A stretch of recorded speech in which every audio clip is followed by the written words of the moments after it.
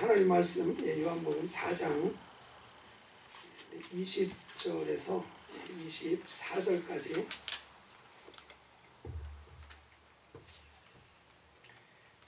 전체적으로 같이 합독하시도록 하겠습니다.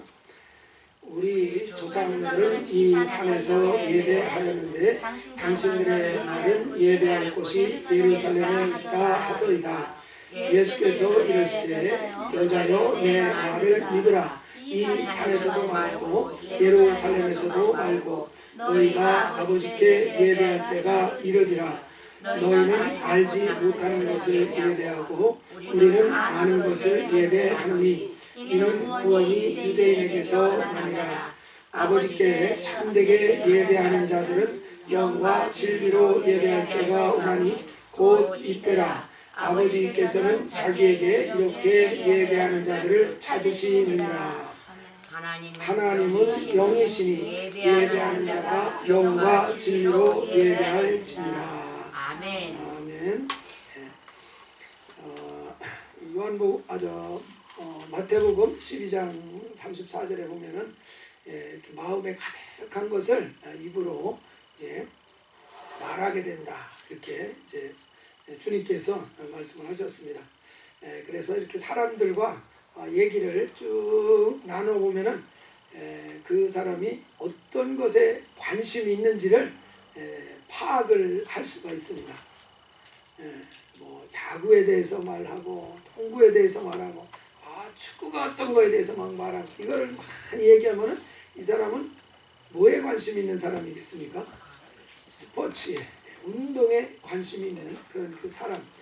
더 나아가서 추측을 한다면은 그 사람도 한때 운동선수였을 가능성이 많습니다. 그래서 무슨 얘기를 많이 하나를 들어보면은 무엇에 이제 관심이 있구나 하는 것을 쉽게 우리 짐작을 할 수 있습니다. 이 우물가 여인 같은 경우 예수님과 이렇게 대화를 나누다가 예수님이 보통 분이 아니시구나, 하나님의 보내신 선지자구나 하는 것을 직감하는 순간에 바로 질문을 하나 던진 것이 있습니다. 그 질문이 어떤 내용이냐면은 예배에 관한 것을 질문을 했습니다. 이것을 보면은 이 여인이 평소에 예배에 대해서 고민을 하고 관심을 많이 가지고 있었던 그런 사람이라는 것을 분명하게 추측을 할 수 있습니다. 그 당시에 우리 유대인들은 사마리아 사람들 대단히 이제 배척하고 무시하는 그런 경향이 있었다는 사실을 아마 다 들으셨을 것입니다. 그렇게 이제 사마리아 사람들과 이렇게 등을 지게 되는 그런 그 이유가 된 거는 이 통일 이스라엘 왕국이 이제 솔로몬 다음 르호보암 왕이 되었을 때 이제 남왕국, 북왕국으로 이렇게 나누어집니다. 그래서 남왕국은 유다 왕국, 북은 이제 10개 지파이기 때문에 그 나라 이름을 가져가서 이스라엘이라는 호칭으로 이렇게 불려졌습니다. 그래서 이렇게 나뉘어지면서 이제 북이스라엘에 대한 좀 감정이 분명히 생겼을 것입니다. 그리고 이제 북이스라엘 사람들은 하나님을 예배할 수 있는 성전이 그들은 없으니까 이 베델하고 단에다가 하나님을 예배하는 성전을 그들 나름대로 이렇게 지어 놓았습니다. 그리고 그곳에다가 금송아지까지 만들어서 설치를 하고 그랬었습니다. 그러는 바람에 남유다 왕국에서는 예루살렘에서 예배를 드려야 되는데 거기서 그렇게 자기들이 임의로 성전을 세우고 금송아지를 만들어 놓고 예배를 하니까 남유다 사람들은 좀 이제 그들을 진리를 떠난 사람처럼 여겨서 싫어하는 그런 문제가 이제 생기게 되어졌습니다. 이제 그러다가 북이스라엘 왕국이 아수르에서 또 멸망을 해버리고, 이 아수르 같은 경우는 그 정복한 나라에 대한 그 정책이 혼합 정책이었습니다. 민족을 막 섞어버리는 그런 정책을 폈기 때문에 북이스라엘 왕국 사람들은 멀리 다른 지역으로 옮겨가고, 그리고 멀리 다른 민족들을 북이스라엘 지역에다가 이주시켜서 거기서 살게 이렇게 만들어 버렸습니다. 그래서 이스라엘의 순수한 혈통을 이렇게 지켜가지 못하는 이런 상태, 피가 섞이게 된 그런 상태가 되어졌기 때문에 이 남유다 사람들은 더더욱 북이스라엘 사람들을 이제 배척하고 거기는 순수한 혈통이 아니다 해가지고 이제 무시하는 이런 경향들이 이제 생기게 되어졌습니다. 그러다가 남유다도 바벨론에 의해서 또 멸망하지 않습니까?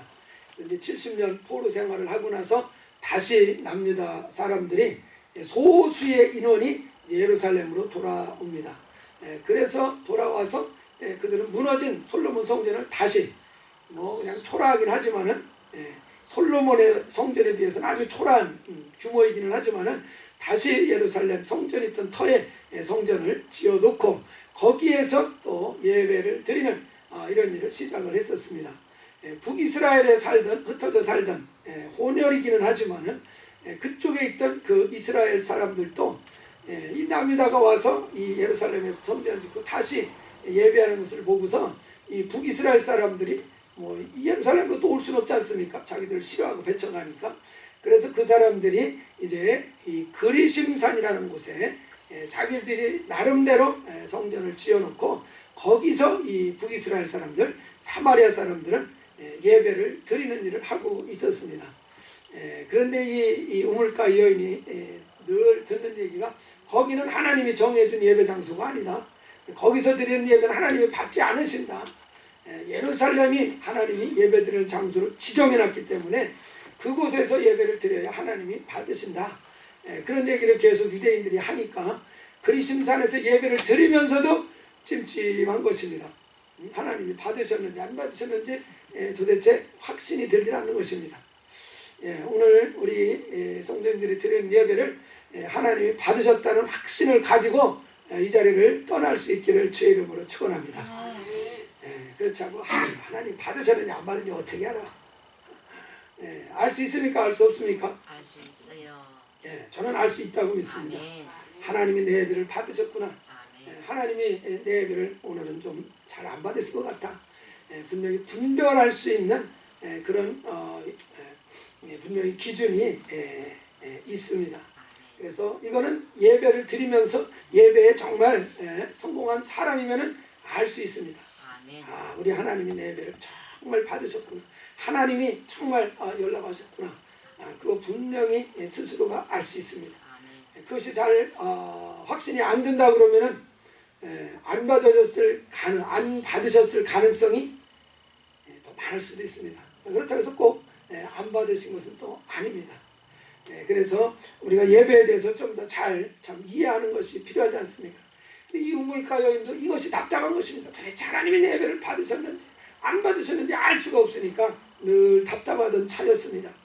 바로 그럴 때에 이 예수님이 나타나셔서 하나님의 사람, 선지자라는 것을 깨닫게 되니까 무엇보다도 먼저 그 궁금했던 예배에 관한 그 사항을 이렇게 질문을 하셨습니다.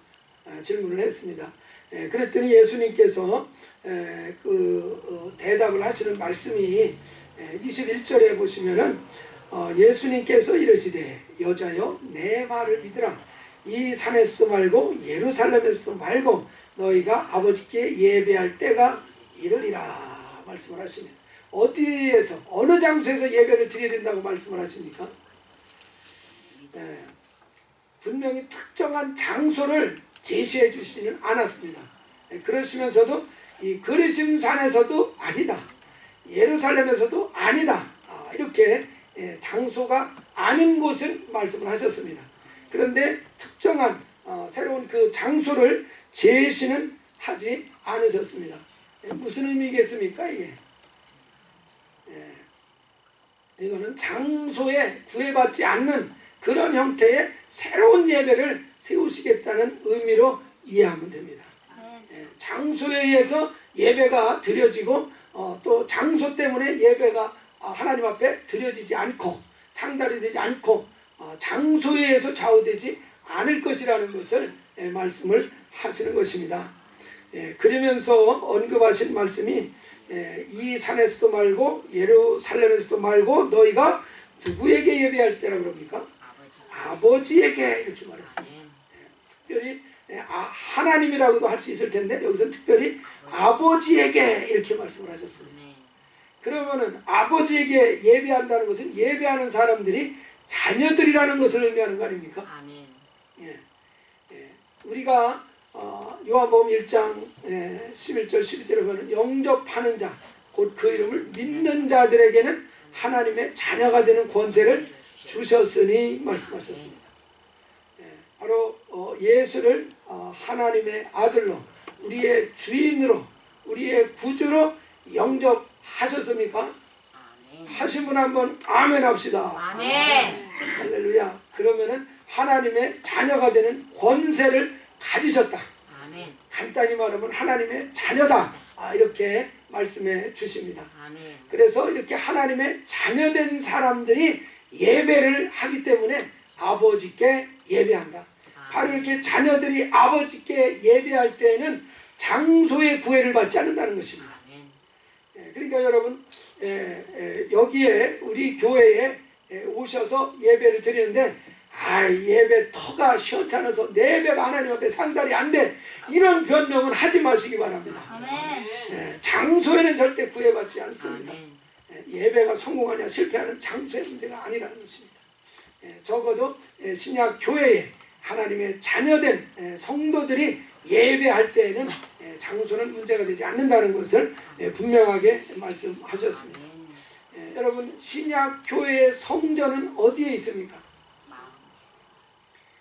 전에는 물어보니까 틴에게 있습니다 이러시더라고요. 여러분, 우리 교회는 어디에 있는지 아십니까? 틴에게 있는 것이 아닙니다. 우리 교회는 성도들이 우리 교회 아닙니까? 그러니까 성도들이 있는 곳에 우리 교회가 있는 것입니다. 이 틴에게는 우리가 모여서 예배드리는 예배 장소가 이것뿐입니다.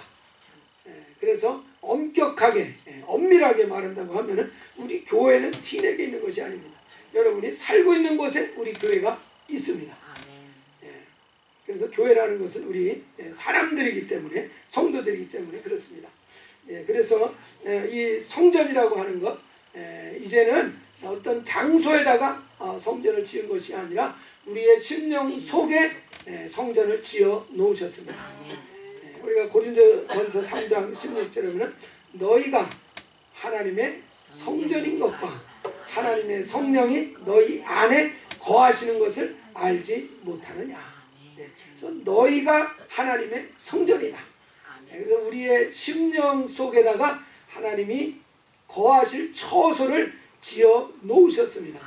그래서 우리가 성전이라고 이렇게 표현을 하신 것입니다.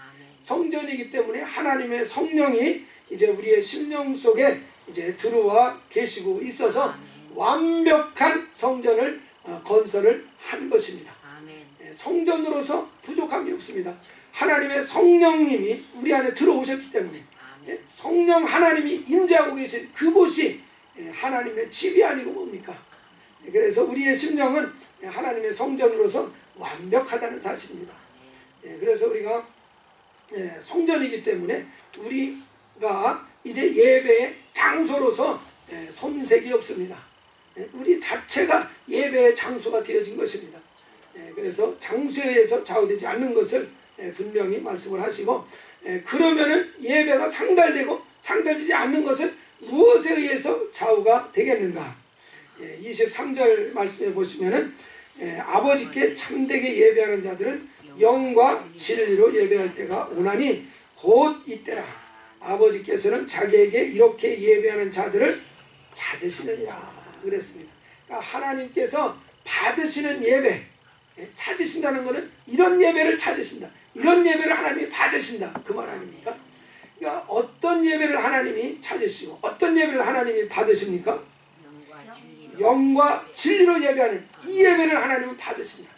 그러니까 우리 예배가 성공하느냐 성공하지 못하느냐, 이것은 장소 문제가 아니라 마음 자세, 예배를 드리는 어떤 그 심령의 그 자세에 달려있다는 것을 말합니다. 그 자세라는 것은 영과 진리로 예배를 한다면 하나님이 받으시는 것이고, 하나님이 받으시면 우리의 예배가 성공한 것이고, 영과 진리로 예배하지 못하면은 하나님이 찾으시는 예배가 아니기 때문에 하나님이 받지 않으시고, 하나님이 받지 않으시면은 우리는 예배에 성공하지 못한 것이고, 그래서 우리가 예배를 하나님이 받으시냐 받으시지 아니하냐, 이것을 좌우하는 요소는 장소가 아니고 어떻게 하나님을 예배하느냐, 우리의 마음의 이 자세에 달려 있는데, 특별히 영과 진리로 예배하느냐 하지 않느냐, 여기에 달려 있다는 얘기입니다. 그래서 이 영으로 진리로 예배를 한다는 것을 우리가 잘 이해를 할 필요가 있습니다. 그래서 이것을 우리가 이해하는 것은 요즘에 저도 그렇고 우리가 이 영과 혼과 몸, 이것에 대해서 우리가 많이 다루지 않습니까? 그래서 사람은 보이는 영역과 보이지 않는 그런 그 영역이 있어서, 보이는 영역은 육체라고 하고 보이지 않는 영역은 영혼이라고, 이렇게 두 개로 구분을 해서 보기도 합니다. 그러니까 사람이 구성이 보이는 부분과 보이지 않는 부분으로 되어 있다. 이럴 때는 이분설이라고 하죠.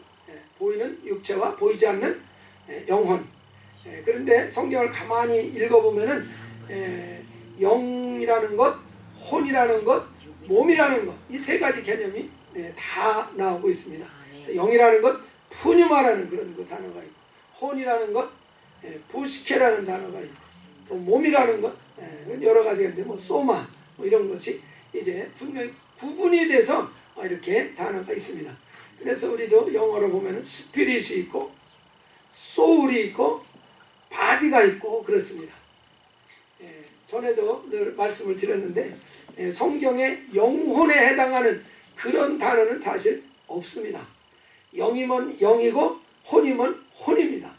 근데 이제 한국어로 번역할 때 이 영혼이라는 단어로 많이 번역을 했는데, 이 영혼이라는 단어가 쓰여진 그런 그 원어는 사실 푸시케라는 단어를 많이 사용하고 있습니다. 그러니까 혼이라는 이 단어를 한국어로는 번역할 때 영혼이라고 이렇게 많이 표현을 한 것입니다.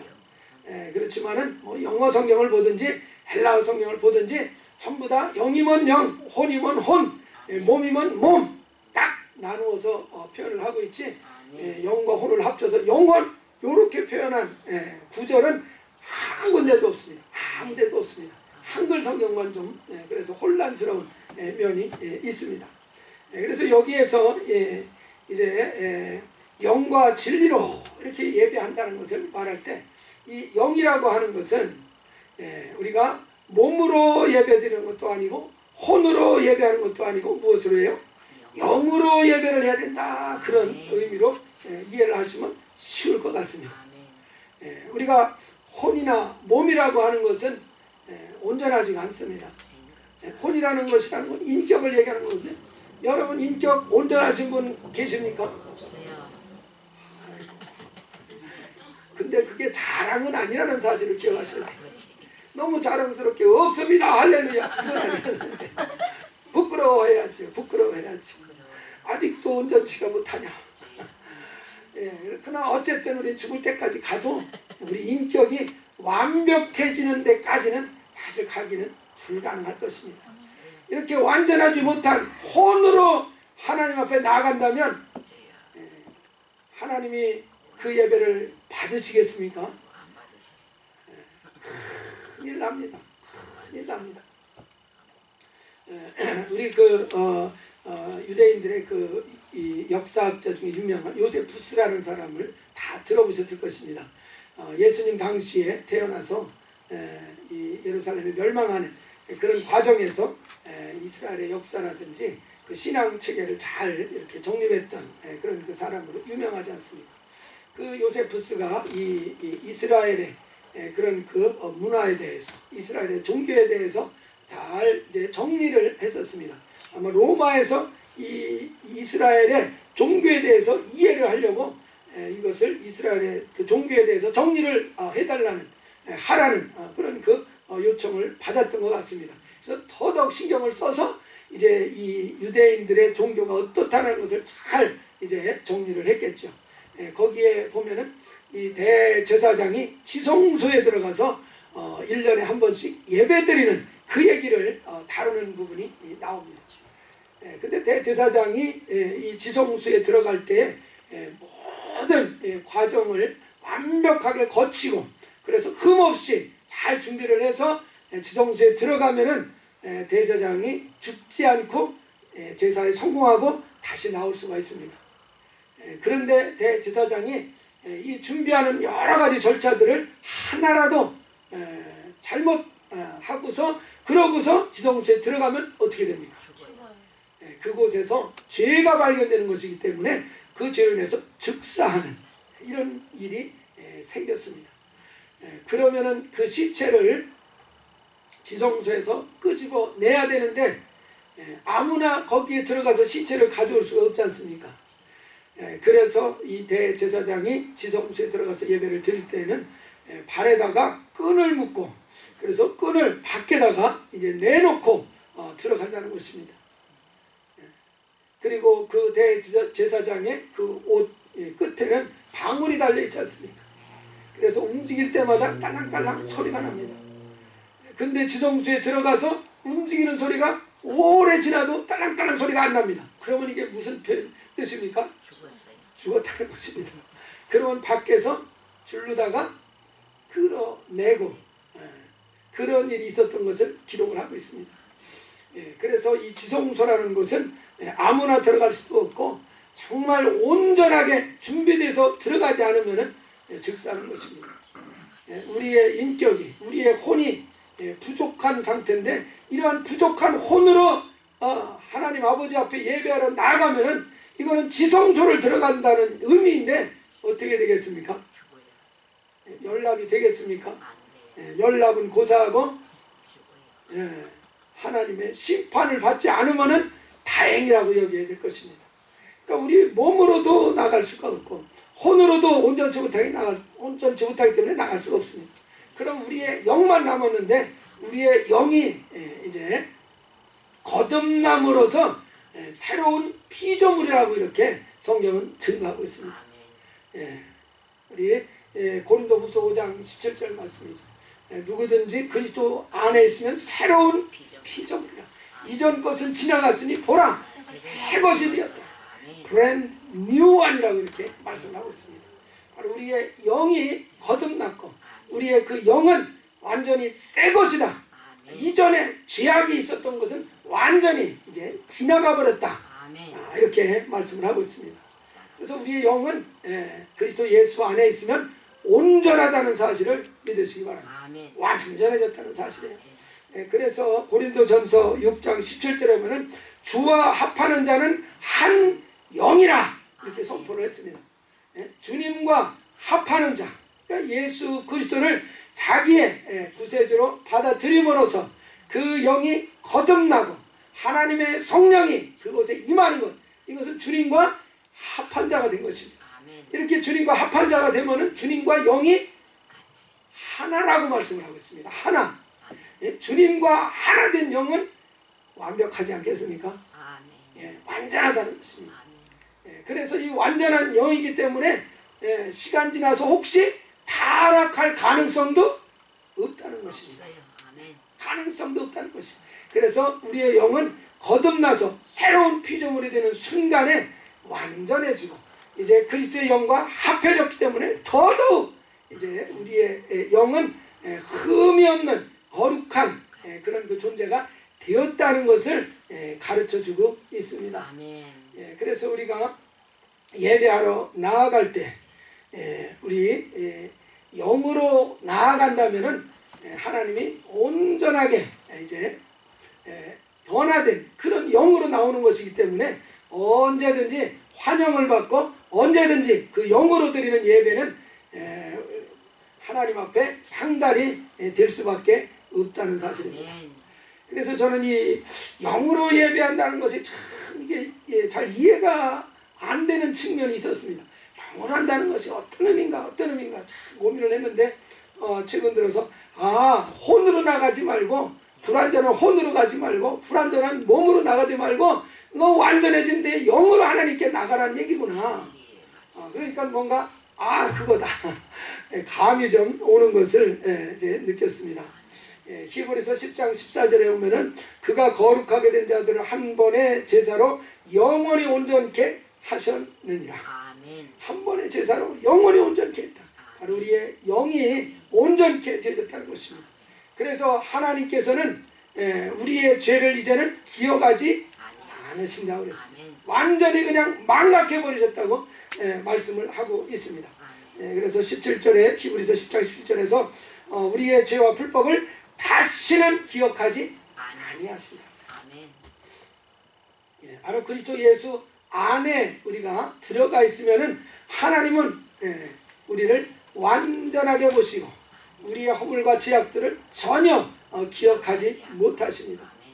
그래서 우리가 영으로서 하나님을 예배할 때만이 그 예배가 하나님 앞에 즐거이 흠양하실 수 있는 그런 조건을 갖춘 예배가 되어집니다. 아멘. 그래서 우리가 분명히 거듭나서 새로운 이 피조물이 된 상태, 우리의 영이 그렇다는 것입니다. 근데 영은 물질이 아닙니다. 그래서 우리가 감각을 할 수가 없어요. 없다는 사실이에요. 아멘. 어떻게 우리 영이 완벽해진 것을 알 수 있겠습니까? 여러분, 감각으로는 전혀 이것을 알 수가 없습니다.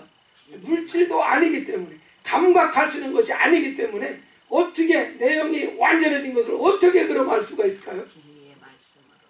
할렐루야, 아멘. 할렐루야. 아멘. 어제 말씀을 통해서 아멘. 우리가 우리 영의 상태를 볼 수 있고 확인할 수 있습니다. 아멘.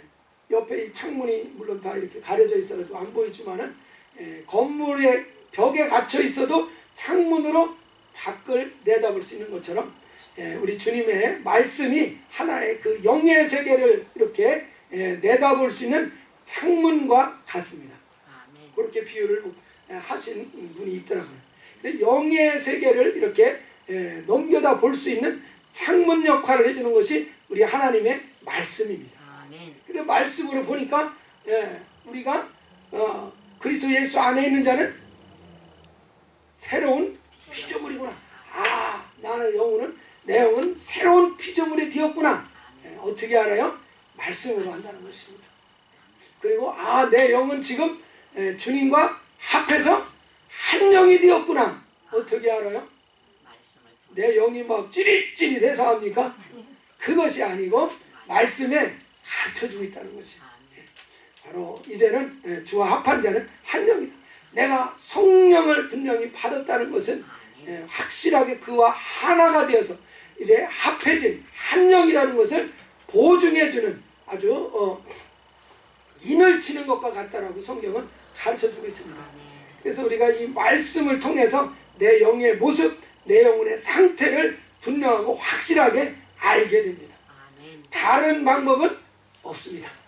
다른 방법은 없어요.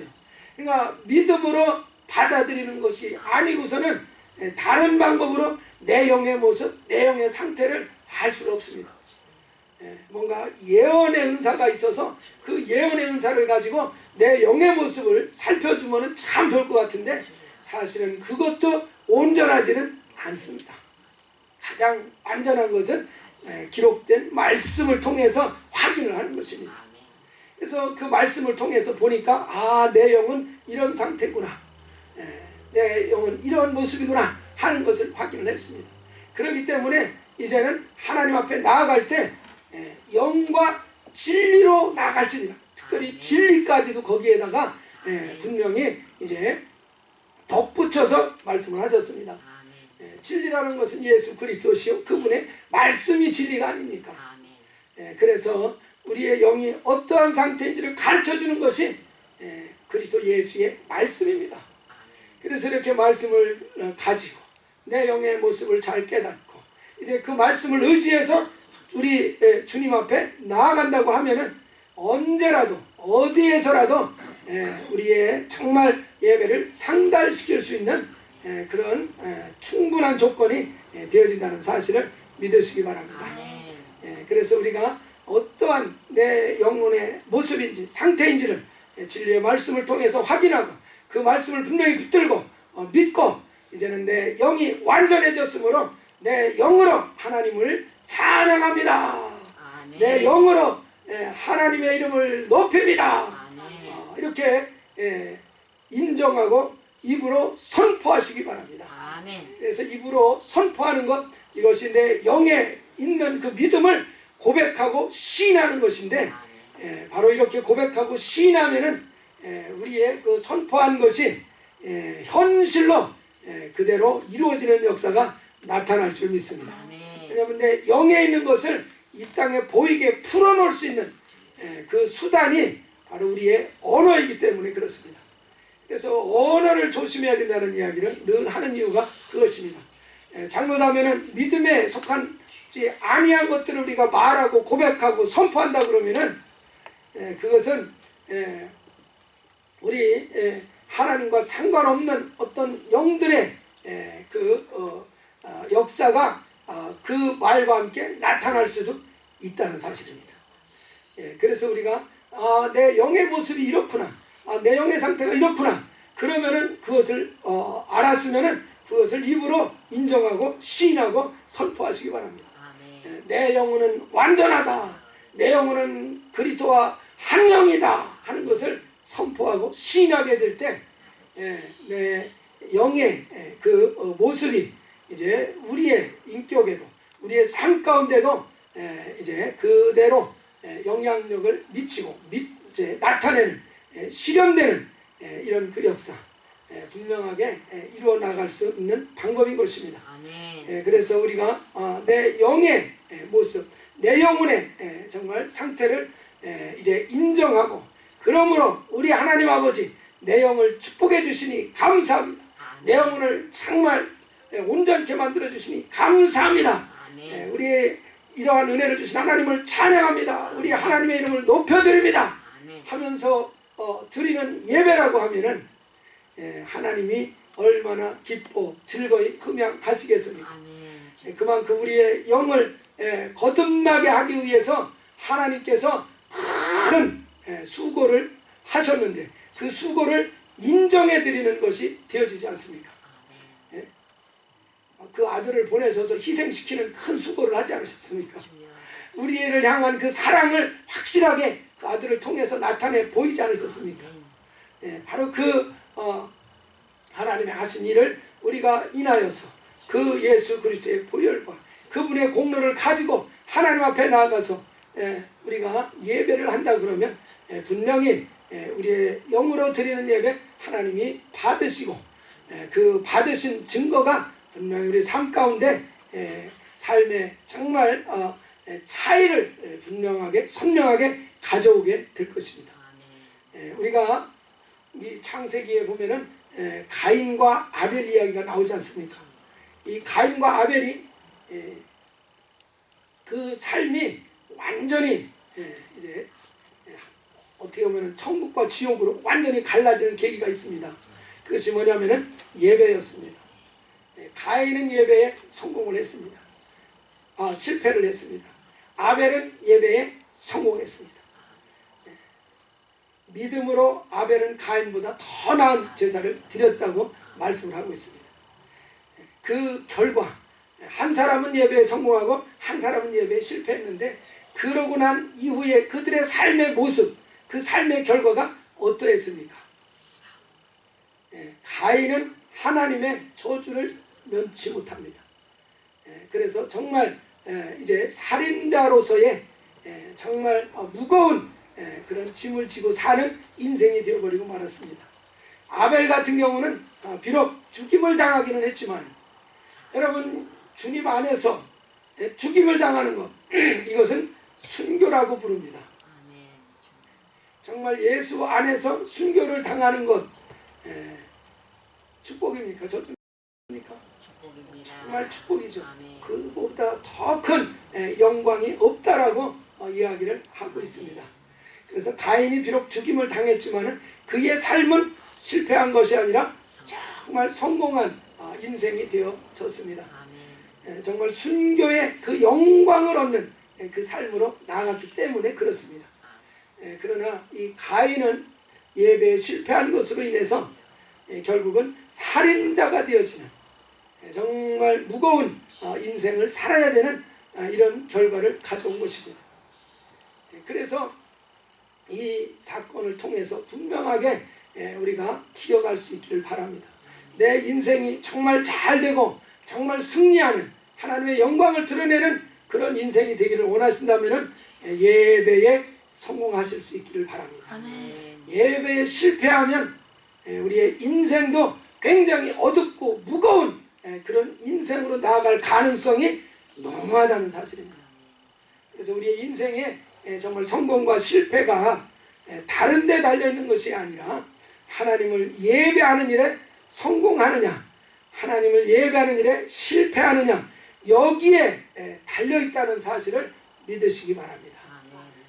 그래서 우리가 정말 영과 진리로서 예배를 드리라고 하신 이 말씀을 잘 깨달으시고 내 혼이 아니라, 불완전한 내 혼이 아니라 불완전한 내 몸으로 예배하는 것이 아니라 완전하게 만들어주신 내 영이라는 사실을 믿으시고 내 영으로 하나님 앞에 나아갑니다. 내 영으로 하나님을 찬양합니다. 내 영으로 주님을 예배합니다. 그래서 자기의 완전해진 영으로서 하나님 앞에 즐거이 이제 나아가는 이런 예배에 늘 성공하심으로써 우리의 삶이 정말 아벨과 같이 승리하는 복된 삶이 되시기를 주의 이름으로 축원합니다. 우리 한번 다 같이 기도하시겠습니다. 우리의 인생이 힘들고 어렵습니다. 쉽지 않습니다.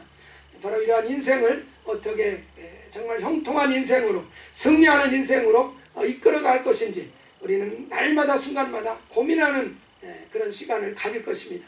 바로 답은 여기에 있습니다. 우리 아버지 하나님을 예배하는 일을 성공한다면 우리의 인생은 승리하는 인생이 정말 형통한 인생으로 변화될 것입니다. 영과 진리로서 예배하는 자를 하나님이 찾으신다 하셨습니다.